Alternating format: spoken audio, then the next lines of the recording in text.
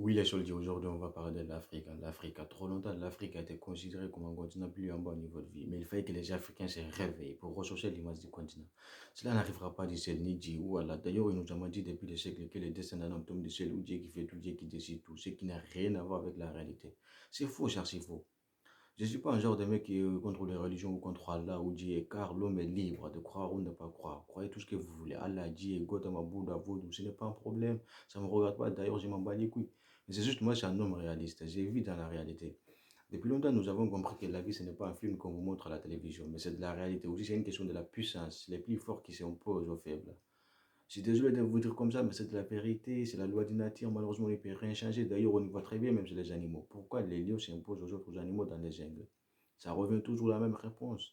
Voilà pourquoi nous engageons dans tous les domaines, quel que soit, par la force ou pacifiquement, pour le développement de notre continent et pour notre peuple. Il s'agit chez nous de l'Afrique.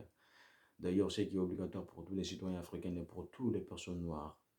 Cela arrivera si nous nous fixons comme objectif celui de faire de l'Afrique la première puissance mondiale dans tous les domaines, quel que soit, économiquement, militairement, intellectuellement et surtout mise en place l'industrialisation. Mais cela passera nécessairement par le travail, pas avec des belles phrases comme ils ont fait depuis très longtemps. Personne ne viendra le faire à notre place, c'est à nous de le faire, c'est notre boulot. S'il vous plaît, arrêtez de jouer à la victime parce que ça ne sert à rien. Mettez-vous au boulot, c'est la seule solution. J'ai vu certains frérots, même des mouvements qui demandent les respects aux autres communautés.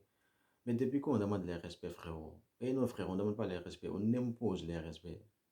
Nous, jeunes Africains, devons être unis, conscients dans notre implication dans ce combat, quel que soit en Afrique ou dans les diasporas, car nous devons comprendre que le destin de toutes les personnes noires, où qu'elles se trouvent dans ce monde, est lié à l'Afrique. En tant que l'Afrique n'est pas respectée, les Noirs ne seront pas respectés.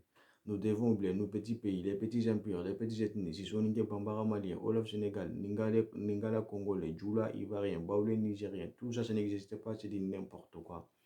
La seule chose qui existe et bien réelle, c'est l'Afrique. Nous avons une seule nation, elle s'appelle l'Afrique.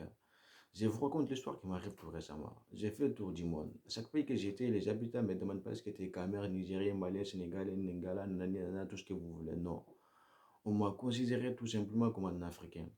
D'ailleurs, ce qui m'arrive très souvent, c'est que je trouve très très drôle. Tout le temps, les gens me demandent est-ce que tu sais parler africain, tu viens de l'Afrique, parle-nous de l'Afrique.